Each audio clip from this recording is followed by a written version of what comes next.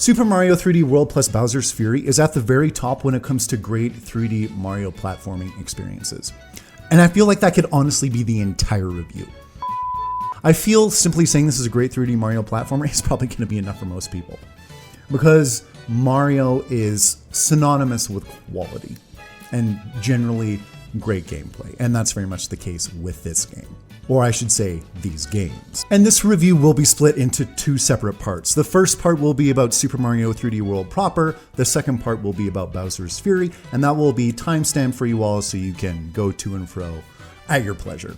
And for this review, I'm going to be taking more of a multiplayer perspective because through this latest playthrough, both for Bowser's Fury and for Super Mario 3D World, I played with my wife, so that's the perspective I'll be offering. But when it comes to a single player perspective, I have gone through the game in the past single player, and it is just as good. And it is still a fantastic time going through the game solo. So just so you know that little bit of information. Now let's get on to the first part, Super Mario 3D World.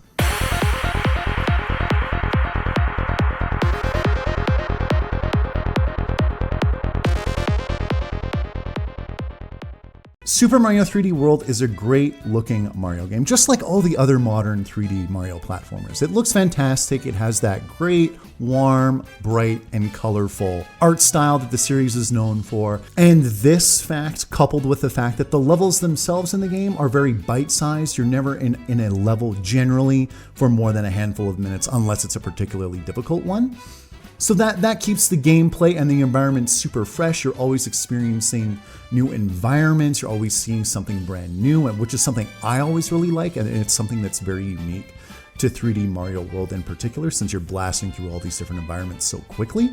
That, and they're always coupled with the fun, unique platforming challenges that Mario is known for. And generally, they're all fun. Yes, some are more difficult than others, but very rarely was this game ever annoying. And don't get me wrong, I love my wife, but there were more than a couple of instances where it was getting annoying because we weren't communicating properly when it came to playing this game multiplayer. Generally, the camera will very much focus on one person if they're in a particular area of the map, and then you will end up being off screen. And if you're off screen for too long or you get too far away from each other, you'll be caught in a bubble and you'll be zipped back to the person the camera is focusing on. So something I will recommend when it comes to multiplayer in this game is have good communication with each other. Very much so when it was just the two of us playing, I found the good communication saying, oh, I'm going to go this direction and check something out over here, or I think there's a secret here, or don't get too far ahead, would generally help us and keep things tight and would keep everyone in a good mood. So don't be afraid to talk to your fellow players when you're playing this game. It'll just make it a better experience. And pick your moments when you decide to throw them off the ledge, because it could either lead to an argument or it could lead to a couple of laughs. And when you're starting the game multiplayer, be wary of the skill gap, because obviously there was one between my wife and I, because we play video games varying amounts, me playing more often than her. So that was something that we also had to contend with. I would very much have to slow down, take my time, wait for, which I didn't mind.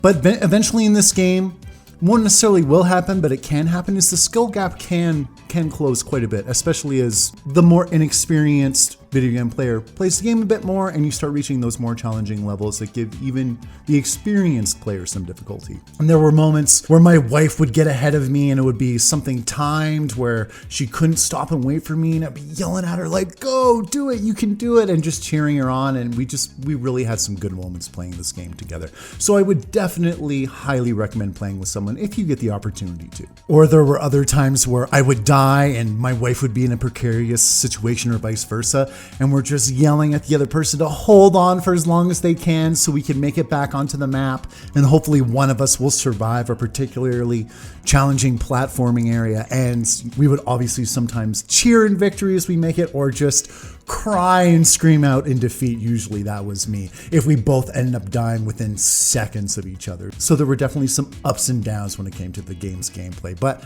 I really loved it for that. And I can't even imagine playing this game with 4 people. I honestly can't, because 2 people sometimes would get chaotic, but 4 people? Some of you out there who played with 4 people will have to let me know how that experience was. I imagine it has its own level of fun or personal hell, depending on who you are. But definitely give me your thoughts on what 4 players was like. And Super Mario 3D World is one of those games where there were several points where I thought the game was done. You very much come to the end of an area and you're like, okay, that had to be the end of the game, or that had to be the final boss, or this had to be the final secret area with all secret levels.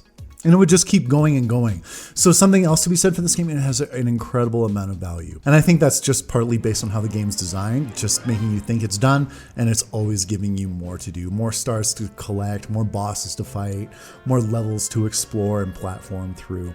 So another great thing that this game does wonderfully well.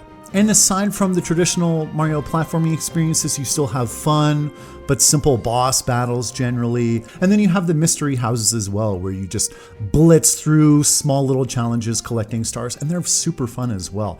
And another thing about this game that I really like that's so player friendly is when you're in a level, if you get a star or a stamp and then you die before finishing it, you keep it. So you don't have to go through and keep getting these stars, especially if they're particularly challenging, over and over again. Unless you get a game over, which is pretty rare. So just another quality of life improvement that's really player friendly that I appreciate in this Mario experience. And in terms of sound, it has the classic Mario tunes we all know and love, with some very pleasing pieces here and there, with all the cool little sound effects we know from the Mario games of the past. So they definitely do a good job in the sound department as well. So what I'm trying to say is Super Mario 3D World is a great 3D Mario platforming experience, and that's not even including Bowser's Fury. So whether you've played this game once before in the past or you have never played it, I'd say it's definitely worth picking up again, just because it's such a great experience to go through a second or third time. And then plus you get Bowser's Fury on top of it. So it's an absolute must purchase for any Mario fan, in my opinion.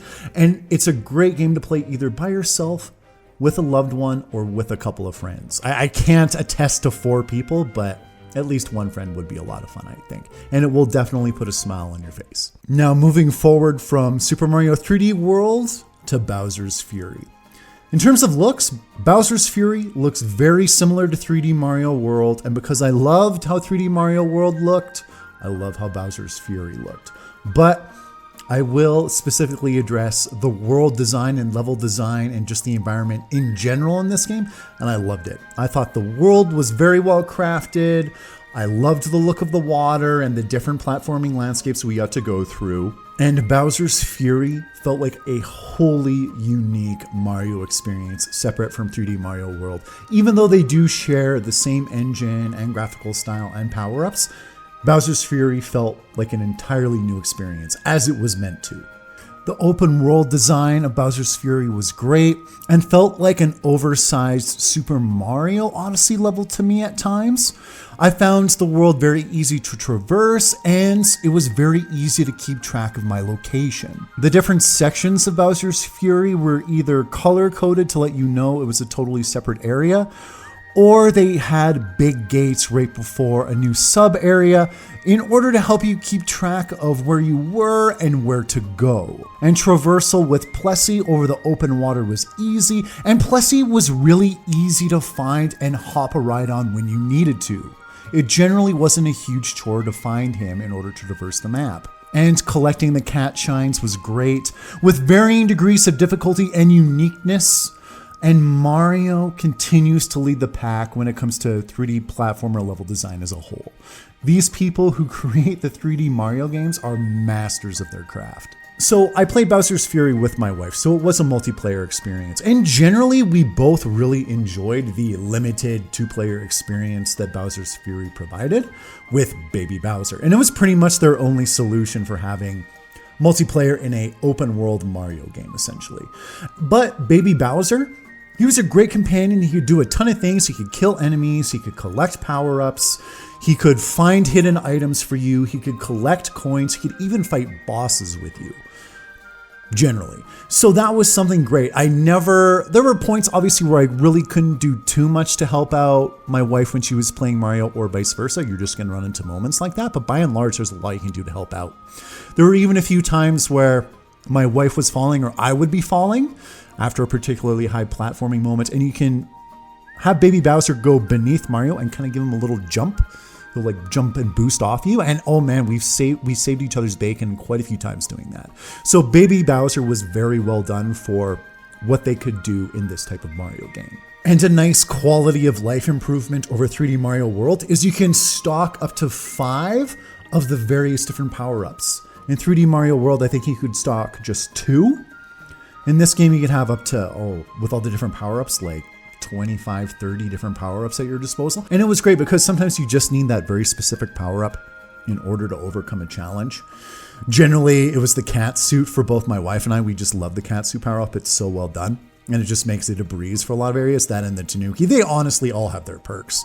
So that was really well done. I really enjoyed that. And the other really cool addition was obviously Bowser himself and how he would show up at various intervals to make the map more challenging.